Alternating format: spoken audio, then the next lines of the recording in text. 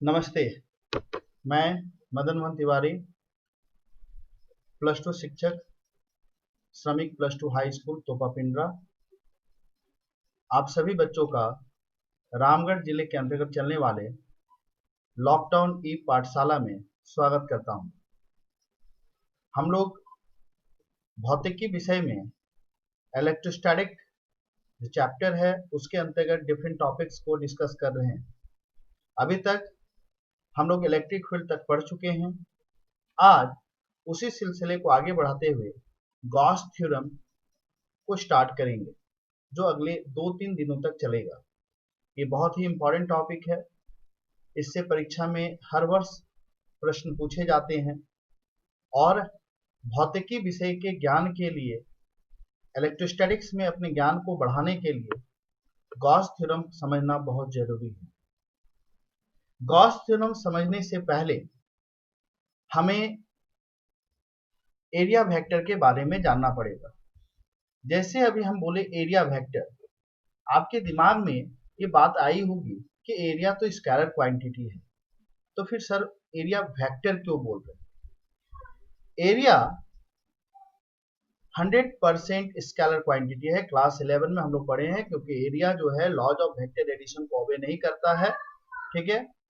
और हम अपनी सुविधा के लिए एरिया को वेक्टर मान सकते हैं। कुछ कुछ मैथमेटिकल जो कैलकुलेशंस होते हैं वहां पर अपनी सुविधा अनुसार हम एरिया को वेक्टर मान सकते हैं। उसको स्पेसिफाइड डायरेक्शन देना पड़ेगा। एरिया वेक्टर हम बोल रहे हैं, इसका मतलब ये नहीं समझ लीजिएगा कि एरिया आज से वेक्टर हो गया, नहीं। एरिया स्केलर क्वांटिटी है, स्केलर क्वांटिटी ही रहेगा। मगर हम अपने मैथमेटिकल कैलकुलेशन को आसान करने के लिए, अपनी सुविधा के लिए हम लोग जो है एरिया को क्या मान के चलते हैं? वेक्टर मान के चलते हैं। Small area of surface can be represented by vector. बहुत स्मॉल, छोटे से एरिया को हम लोग, जैसे मान लो ये हम लोग एक सरफेस ले रहे हैं, इसका एक बहुत छोटा सा पोर्शन अगर हम लेते हैं, उसको हम वेक्टर से रिप्रेजेंट कर सकते हैं। तो आपके दिमाग में ये बात आएगी कि जब एरिया वेक्टर क्वांटिटी हम मान रहे हैं तो उसका क्या डायरेक्शन लेंगे। तो डायरेक्शन हमेशा हम सरफेस के परपेंडिकुलर बाहर की तरफ लेते हैं। हम लोग डायरेक्शन जो है अंदर की तरफ एरिया वेक्टर का नहीं लेते, ठीक है। हम अगर इस रूम की, क्लासरूम की बात करते हैं, तो क्लासरूम में भी अगर हम लोग एरिया वेक्टर लेंगे तो दीवार जो बना हुआ है उसके बाहर साइड का लेंगे, अंदर की तरफ का नहीं लेंगे जहां पर बच्चे बैठ के पढ़ते हैं। हम लोग एरिया वेक्टर जो भी लेंगे उसका डायरेक्शन जो लेंगे वो हम लोग बाहर की तरफ लेंगे, ठीक है। अब हम एक छोटा सा यहाँ एग्जाम्पल ले रहे हैं। ये जो छोटा सा आप देख रहे होंगे, ये जो पोर्शन बना हुआ है, इस पूरे का एरिया जो है एस है। मगर हम एक छोटा सा, उसके अंदर का एक छोटा सा पोर्शन ले रहे हैं। इस छोटे से पोर्शन का एरिया ds है। अगर हम इसके परपेंडिकुलर ड्रॉप करते हैं, ऊपर की तरफ लिए एन कैप बनाए, तो अब ये एरिया वेक्टर बन जाएगा, जिसका मैग्नीट्यूड कितना है? ds है। और डायरेक्शन सरफेस के परपेंडिकुलर हम बाहर की तरफ लिए। और ds वेक्टर हम लिख सकते कैसे हैं? आपको मालूम है कि वेक्टर जो होता है वो होता है मैग्नीट्यूड इनटू डायरेक्शन। तो ये जो ds वेक्टर है उसका मैग्नीट्यूड कितना है? उसका मैग्नीट्यूड ds है। और डायरेक्शन हम किधर ले रहे हैं? ऊपर की तरफ ले रहे हैं, एन कैप ले रहे हैं। तो ds वेक्टर को हम लिखेंगे, ds वेक्टर को हम लिखेंगे ds इंटू एन कैप। अगर हम इलेक्ट्रिक फ्लक्स की बात करते हैं, ये इलेक्ट्रिक फ्लक्स है क्या? आपको मालूम है जिस दिन हम आपसे इलेक्ट्रिक फील्ड लाइंस के बारे में डिस्कस किए थे, तो हमने आपको बतलाया था कि electric field lines are imaginary line, but हम लोग उसको पिक्टोरियल रिप्रेजेंटेशन कर सकते, पिक्चर बना के दिखा सकते। तो electric field line imaginary line है। मान लेते हैं इस रूम में इलेक्ट्रिक फील्ड लाइंस है, ठीक है। हम एक बॉडी अपने आप को मान, या ये मोबाइल फोन को हम एक बॉडी मान लिए। अब इसके अंदर कितनी इलेक्ट्रिक फील्ड लाइंस क्रॉस कर रहे हैं, कितने इलेक्ट्रिक फील्ड लाइन इससे पास कर रहे हैं, ये अगर हमको पता करना होगा तब हमको इलेक्ट्रिक फ्लक्स के शरण में जाना होगा, हमको इलेक्ट्रिक फ्लक्स के कंसेप्ट को जानना पड़ेगा। तो इलेक्ट्रिक फ्लक्स है क्या? Electric flux linked with any surface is defined as the total number of electric line of forces that's normally pass through that surface. If any surface is placed in electric field, अगर हम किसी surface को, किसी body को electric field में रखते हैं तो उसे कितना नंबर में इलेक्ट्रिक फील्ड लाइन पास कर रहा है, नॉर्मली कितना पास कर रहा है, नॉर्मली बोलने का मतलब उसके परपेंडिकुलर कितना पास कर रहा है, उस नंबर को हम क्या बोलेंगे, इलेक्ट्रिक फ्लक्स कहेंगे। इसको कोई गिन नहीं सकता है, इसलिए हम लोग इसका मैथमेटिकल फॉर्मूला पे भी जाएंगे। तो मैथमेटिकल फॉर्मूला के लिए हम एक इरेगुलर शेप का एक बॉडी लिए हुए हैं जिस पूरे का सरफेस एरिया एस है, और इसको हम इलेक्ट्रिक फील्ड में रख दिए हैं। ये आप देख रहे हैं इलेक्ट्रिक फील्ड ई से डिनोट कर रहे हैं। हम एक छोटा सा पोर्शन ले रहे हैं, हम यहां पर पोर्शन ले रहे हैं, ठीक है।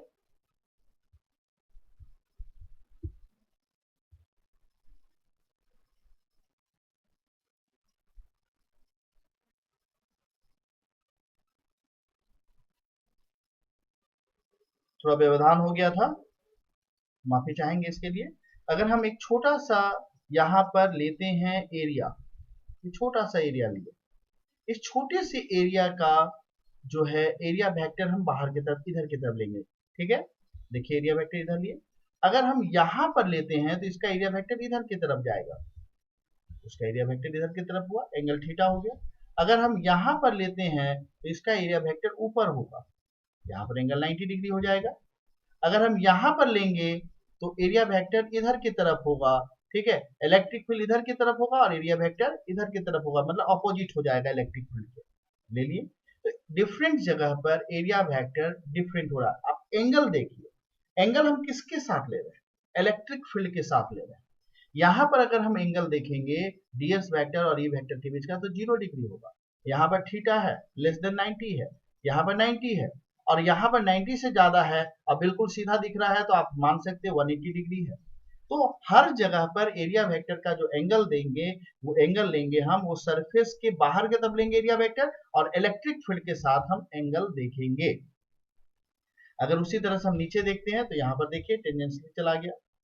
Electric flux through small area element ds due to electric field E at an angle theta with area ds, मतलब जो छोटा स्मॉल एरिया ले रहे ds, वहां पर इलेक्ट्रिक फ्लक्स कितना होगा, तो वहां पर इलेक्ट्रिक फ्लक्स मैथमेटिकली हम लोग निकालते हैं E vector dot ds vector, और ds E vector dot ds vector, A vector dot B vector क्या होता है, A B cos थीटा। तो E vector dot ds vector को हम क्या लिखेंगे, E ds cos theta. Total electric flux over whole surface due to an electric field is given by, अगर हम टोटल देखना चाहेंगे तो इसको इंटीग्रेट करना पड़ेगा पूरे सरफेस के लिए, तो हम पूरे सरफेस के लिए जब इंटीग्रेट करेंगे तो डी फाई का इंटीग्रेशन फाई हो गया, ई डॉट डी एस का इंटीग्रेशन करेंगे तो हम क्या लिख सकते हैं, E S cos theta, vector हटा दिए, और चाहे तो हम E vector dot S vector भी लिख सकते हैं। ये बहुत बेसिक फॉर्मूला है, इसको याद रखेंगे कि फ्लक्स जो होता है वो प्रोडक्ट होता है इलेक्ट्रिक फील्ड, डॉट प्रोडक्ट होता है इलेक्ट्रिक फील्ड और एरिया वेक्टर का। इसी से हम बोल सकते हैं इलेक्ट्रिक फ्लक्स स्केलर क्वांटिटी। जब डॉट प्रोडक्ट है तो आप समझ ही गए ये स्केलर क्वांटिटी है, मगर ये प्रॉपर्टी रखता है वेक्टर फील्ड का, क्योंकि हम यहाँ पर एरिया वेक्टर कंसीडर कर रहे थे, डायरेक्शन देखना पड़ता है हमको। एसआई यूनिट इलेक्ट्रिक फ्लक्स का क्या होगा, newton metre square coulomb inverse. SI unit भी हम अपने से बना सकते हैं।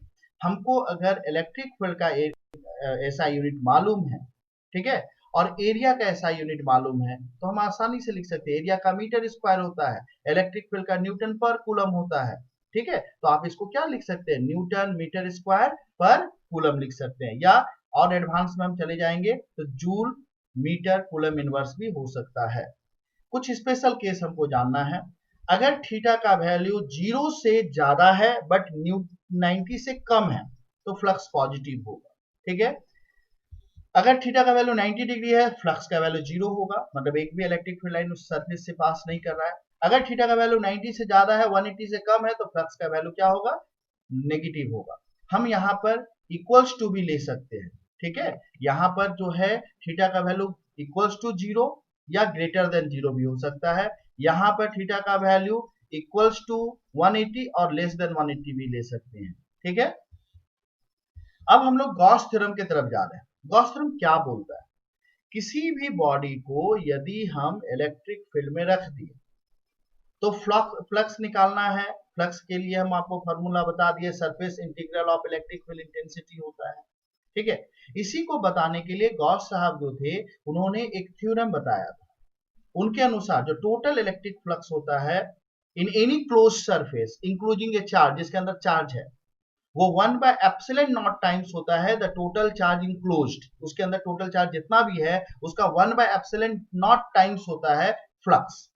इसी को हम थोड़ा अच्छे ढंग से लिखते हैं तो कैसे लिख सकते हैं, the surface integral of electric field intensity, surface integral का मतलब electric flux over any closed hypothetical surface.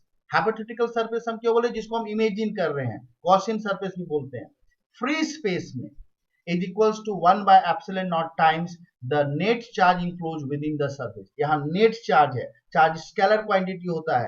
हो सकता है कि एक गॉसियन सरफेस ऐसा हो जिसमें चार्जेस हैं और नेट चार्ज जीरो हो जा रहा है। नेट चार्ज कैसे जीरो होगा, मान लेते हैं एक डाइपोल हम ले लेते हैं, प्लस क्यू चार्ज है माइनस क्यू चार्ज है, नेट चार्ज क्या हो गया, जीरो हो गया, तो फ्लक्स जीरो हो जाएगा। हमको नेट चार्ज देखना है, ऐसा नहीं कि चार्ज है तो फ्लक्स होगा ही होगा, ऐसा कोई जरूरी नहीं है, ठीक है। अगर नेट चार्ज जीरो हो जा रहा है तो फ्लक्स जो है वो जीरो हो जाएगा, ठीक है। इसी चीज को हम लिख सकते हैं, फ्लक्स जो होगा वो सरफेस इंटीग्रल होता है E डॉट ds, ठीक है। इसको हम लिख सकते हैं 1/ε0 टाइम्स, ठीक है। यहाँ पर टोटल चार्ज जो हम लोग देंगे समीशन के फॉर्म में लिखे हैं I = 1 से लेकर के n तक।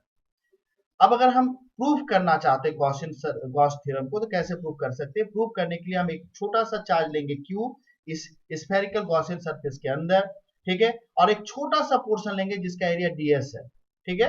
अब अगर हम देखेंगे तो एरिया वेक्टर बाहर की तरफ है ds और इलेक्ट्रिक फील्ड भी बाहर की तरफ है, एंगल 0 डिग्री हो गया। फ्लक्स का फॉर्मूला होता है E डॉट ds, यहाँ इलेक्ट्रिक फील्ड कितना होगा उतना डिस्टेंस पे r डिस्टेंस पर 1/4πε0 q/r², सब आपका पढ़ा हुआ है, ठीक है। इलेक्ट्रिक फील्ड बाहर की तरफ है, एरिया वेक्टर बाहर की तरफ है, तो एंगल कितना हो जाएगा 0 डिग्री होगा। cos 0 कितना होता है 1 होता है, ठीक है। हम वैल्यू पुट करेंगे तो हमारे पास आएगा फ्लक्स 1/4πε0 q ds/r²। इसके बाद हम इंटीग्रेट करेंगे, ds का इंटीग्रेशन करेंगे, तो जब हम ds का इंटीग्रेशन करेंगे तो टोटल सरफेस एरिया, स्फीयर का टोटल सरफेस एरिया क्या होता है 4πr² होता है। अगर हम पुट करेंगे 4πr² तो कट करके हमको मिलेगा q/ε0। इसका मतलब ये हुआ कि जो ये फ्लक्स है टोटल फ्लक्स वो 1/ε0 टाइम्स q हो गया, ठीक है। इस बात का ध्यान रखिएगा कि टोटल चार्ज हमको देखना, उसके अंदर नेट चार्ज कितना है। आपसे ये भी पूछा जा सकता है कि क्या ये पॉसिबल है कि किसी सरफेस के अंदर चार्जेस हैं मगर फ्लक्स जीरो है, यस हो सकता है, ठीक है। कब, जब नेट चार्ज जीरो हो जाएगा। ये भी सवाल आपसे पूछा जा सकता है कि एक गॉसियन सरफेस का रेडियस को हम डबल कर दिए, ट्रिपल कर दिए, 10 गुना कर दिया, चार्ज उतना ही है, तो क्या फ्लक्स पे कोई असर होगा, नहीं होगा, कोई भी फ्लक्स पे असर नहीं होगा, क्योंकि उसके अंदर तो चार्ज उतना ही है, चार्ज तो चेंज ही नहीं किया। As long as charge remains the same, the flux will also remain same. Flux will not change. Flux किसी भी कीमत पर चेंज नहीं करेगा जब तक उस गॉसियन सरफेस के अंदर का चार्ज जो है वो सेम रहता है, चाहे हम रेडियस को डबल करें, ट्रिपल करें या घटाते घटाते जीरो कर दें, ठीक है। तो इस बात का ध्यान रखेंगे और गॉस थ्योरम तक आप अच्छे से एक बार देख लेंगे, अच्छे से पढ़ लेंगे। धन्यवाद। मैं उम्मीद करता हूं आपको ये वीडियो पसंद आया होगा।